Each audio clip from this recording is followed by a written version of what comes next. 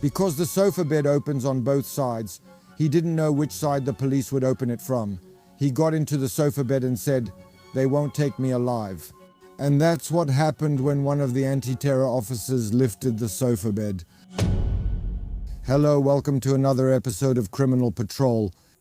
This is the Millennium Housing Estate, well, of course, just like in Nowa Huta. This symbolism referring to the Polish state, to the traditions of the Polish state, is immense.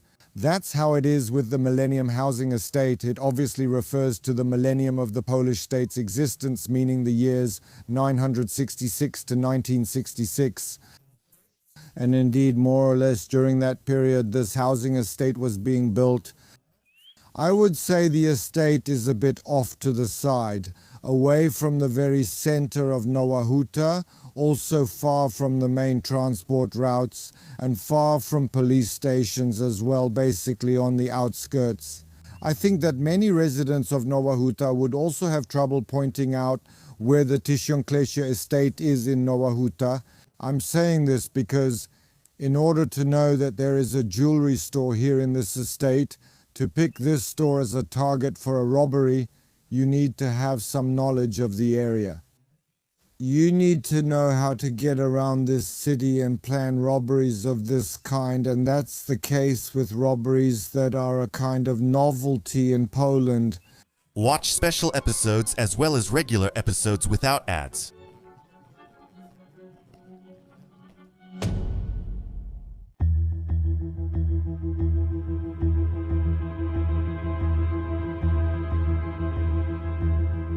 This episode is about organized crime, about crime that I would say is at the highest level of ruthlessness, because it's about all those criminal groups. These are already mafias that are appearing in Poland. Do you remember we were in Berlin? We did an episode about the local criminal groups, about everything that's happening there. And unfortunately, these kinds of groups are also appearing in Poland. They've been here for several years now.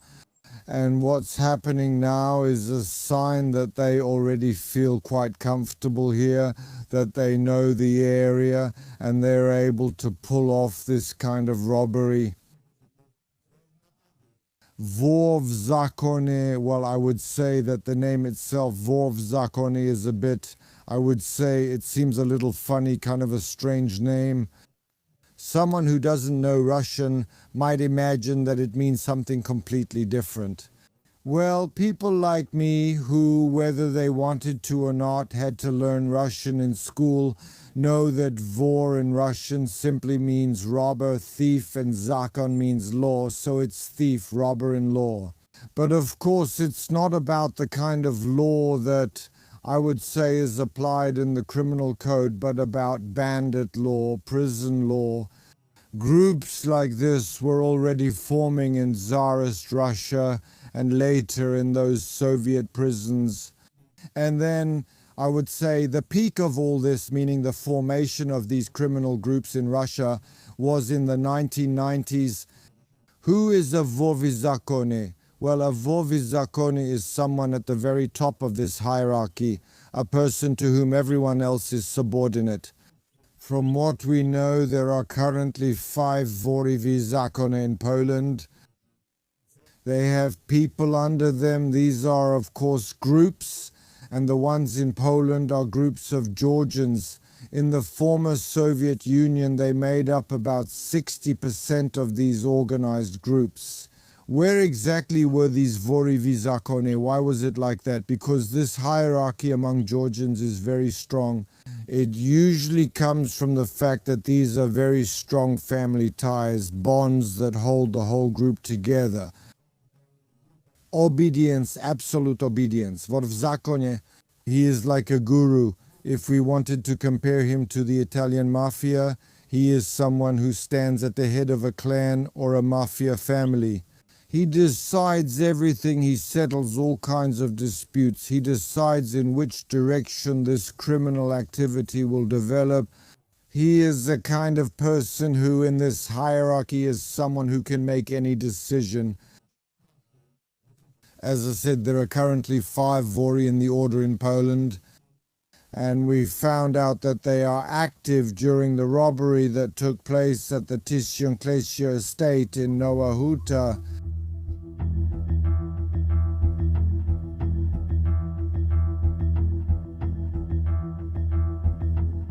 A few months ago, at the end of last year, 2025, exactly on December 19th, here at the Tysiąclecia estate, 6 men show up. First one of them appears, one of those Georgians. He has the role of the so-called Smotriashchi, which means someone who observes in Russian, and this man had picked out a target for a few days. The place for the robbery is a jeweler, which is located right here in this estate. He observes him, watches the behavior of the owner, the behavior of the employee, what time they close the store or the workshop. He also watches how often police cars appear and how many people come to this place. His task was to select this place and then pass this information on to the boss. To this very Vora, who made the decision about the robbery. Vora makes the decision. The robbery is to take place on December 19th. 3 other Georgians appear here. They arrive by car. There's also a driver, so 4 people in total. The 3 Georgians who arrive here are not Georgians living in Poland. They live outside the borders of Poland, from the so-called mobile group which appears when a robbery needs to be carried out. And importantly, besides these 5 who are here, the Smotriashchi, the 3 for the robbery and the driver waiting nearby, there is also the boss himself. There is also the Vorvi Zakone, whose task is of course to observe how the robbery will proceed, and also how those who take part in the robbery behave, because for them this is extremely important. How those who act, those who are in such a robbery behave, how they carry out individual tasks. This later helps them in climbing the hierarchical ranks and getting promoted. It's part of this bandit-like machine. 4 o'clock post-meridium, 4:45 post-meridium. 3 men enter the jeweler's shop. They are armed, they have a knife, a hammer, and also a pistol. The owner gets hit in the head. They are very brutal. There's also an employee in the back room. They smash the display cases literally within a few minutes, steal items and money worth almost 1 million zlotys, go to the car, get in and drive away. The whole robbery lasts just a few, maybe a dozen minutes. Basically, very few people realized that there was a robbery, even though you could still hear some kind of bang coming from inside. It wasn't clear whether someone was shooting or something had fallen. In any case, very few people realized that such a robbery took place, and then the police show up as a matter of procedure. A robbery in Nowa Huta, an investigation begins.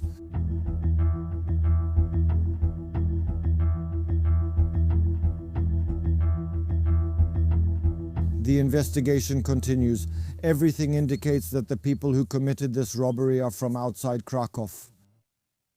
It appears that they may be members of the Georgian Mafia residing in Poland. They are starting to connect some facts. Here the investigation is being conducted by the Criminal Division of the Provincial Police Headquarters in Krakow, and information is also coming in from the Criminal Division of the Provincial Police Headquarters in Poznan. The police will include another robbery. This robbery took place over a month earlier on November 15, 2025 in Poznan on Lakoa Street. That's close to the center of Poznan. An almost identical robbery takes place. 3 men also burst into a jewelry workshop, act brutally, smash display cases and steal high-value jewelry. Just like in Nowa Huta, these robberies carried out with such great precision, the police start checking phone records. They already have this Georgian group under investigation, and they come to the conclusion that those committing the robberies are indeed Georgians. Some of them live here in Poland permanently. Among them is that Vor who lives in Poznan. The robbery was committed by 3 men. Among them was also the son of that Vor, a 36-year-old who also took part in the robbery. They decide that there will be arrests of the Georgian Mafia. In fact, these arrests were planned exactly for January 28th. 40 police officers carry out the operation. These are criminal division police officers from Krakow, from Poznan, as well as counter-terrorism officers from Krakow and Poznan. They identify 4 addresses in Poznan and conduct searches at those locations. There they detain 5 Georgians, including the boss, the Vor, and they also cooperate with the Georgian police. A police representative comes here as an observer, also someone who has information on the matter, and together they investigate the group. It turns out that similar robberies have also occurred in other countries recently, last year. In other cities such as Paris or London, these are almost identical robberies. And everything indicates that this is a group that operated under the direction of that boss who lived in Poznan. A group consisting of a mobile team of people who live in Germany and Austria who just show up. Only for the time of the robbery, these places are selected throughout Europe, and at the moment of the robbery, these people simply arrive, attack, rob, assault, and then quickly disappear. And of course, stopping them, identifying them is extremely difficult, especially since very often, even after being apprehended, they are described as so-called silent Georgians, which means that they don't talk to the police at all, so getting any information from them is simply impossible.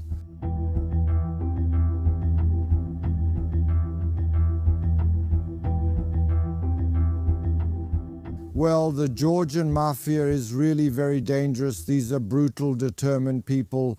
As even the liaisons say, Polish criminals can't even compare to them, which means that even criminals in Poland haven't encountered such brutality before. I think the police in Poland have also realized who they're dealing with. When I look at last year's statistics, there really are quite a lot of Georgians who were deported from Poland.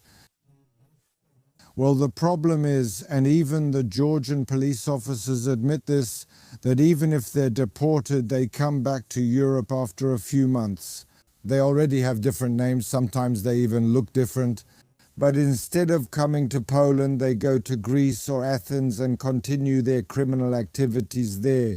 Even if we look at the statistics, theoretically, according to the statistics provided by Social Insurance Institution, there are about 27,000 Georgians in Poland.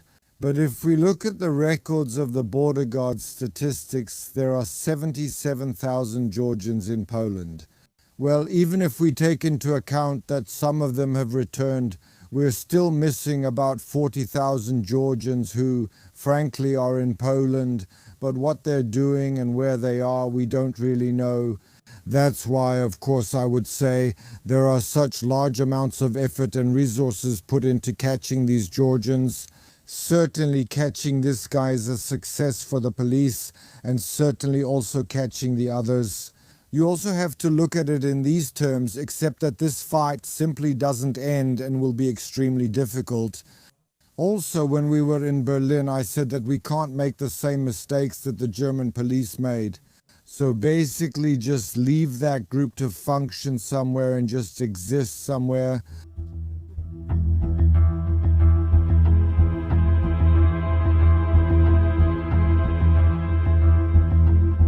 This Georgian Mafia, of course, is also changing in some ways.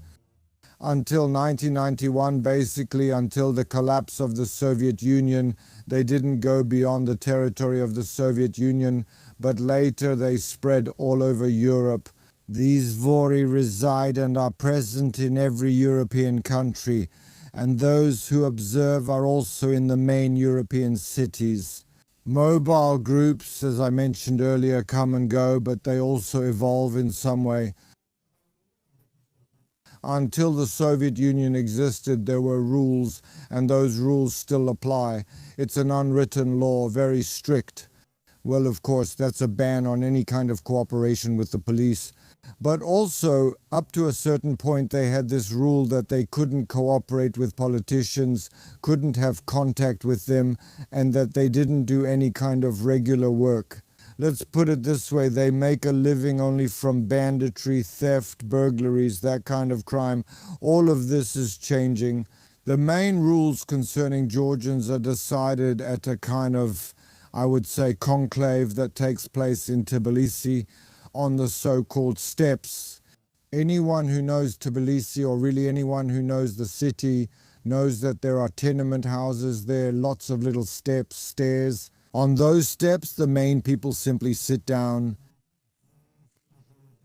the main leaders of these criminal groups, and they decide what the shape of future Georgian crime will be. And it is changing. Up to a certain point, there was a ban on entering various state structures, on cooperating with politicians. That is changing now. They have transformed from people in tracksuits into people in suits, engaging in legal activities, laundering money. They can do that. So this code is also changing. And you can't rule out that the Georgian Mafia will also want to enter Poland in this way, or is constantly entering, because after all, many people, including politicians or other decision makers, don't have to realize that the person they know or the person behind the one they know is actually backed by the Georgian Mafia. And that's extremely dangerous. The Zakone himself, meaning the mafia boss, is quite a, I would say, distinctive person. For now, they are heavily tattooed with those characteristic tattoos like the star on the shoulders, on the knees. You can recognize him by that. These tattoos are literally everywhere. As I said, he's the boss of all bosses, the one who makes decisions and has his own soldiers under him. And those soldiers he has are also a problem. Because unlike, for example, Polish criminals, they don't hide their faces when they show up somewhere in a city. They don't hide, and they commit crimes even around cameras. All of this is because being in prison gives them a kind of promotion. Being in prison is an honor. It's an opportunity to move up in the hierarchy. And that's why they're dangerous. On one hand, they're saying to the police, for example, we're not afraid, we're here, you can see us. And that's also a signal to local criminal groups, be afraid of us because we're not running away at all. A different mentality, a different nature of these people. And that's why, I'll say it again, they are extremely dangerous, because they follow completely different criminal rules than the ones we've basically been used to so far.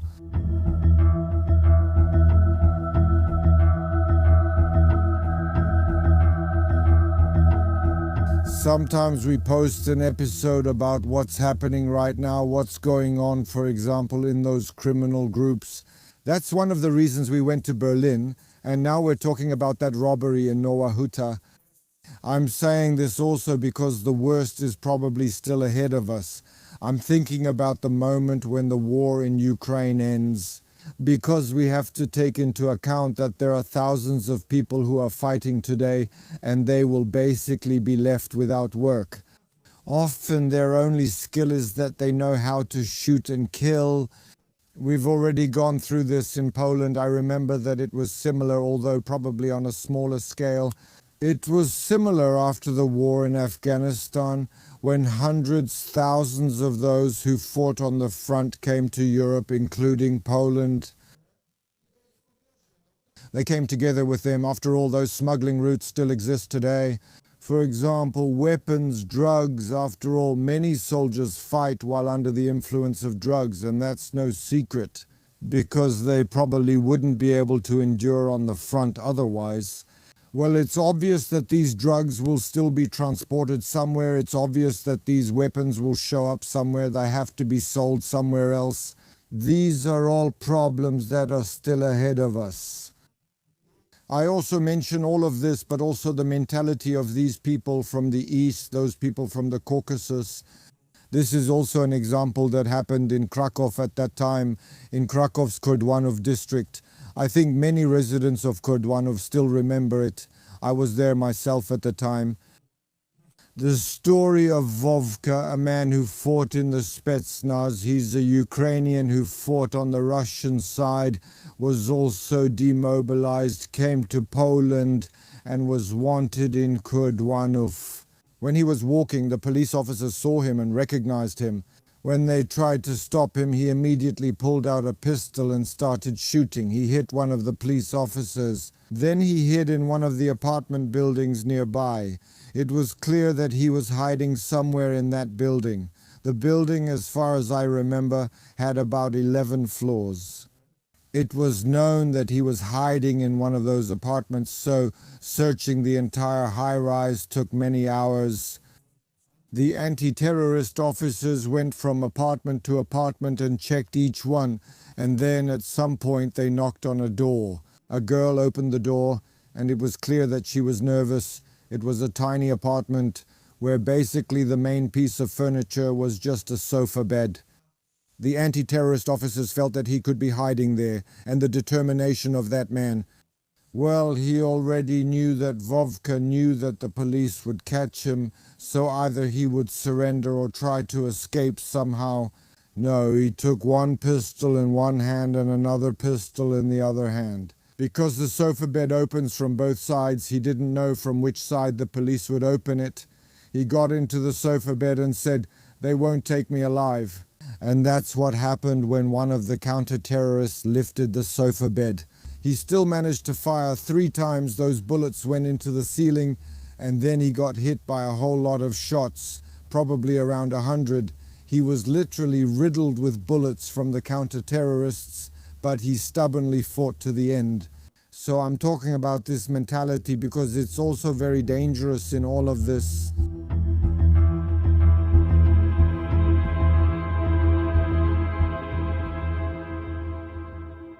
And that's it for today's episode about the Georgian Mafia. This is also a reason for us not to make the same mistakes that were made, for example, in Germany. That nowadays, in some districts, the police can't even enter at all. They don't go there at all, because it's basically like the territory of a completely different country. That's all we're saying for today. Of course, subscribe to our channel, and as always, take care. Watch special episodes as well as regular episodes without ads on herohero.co. Kryminalny Patrol.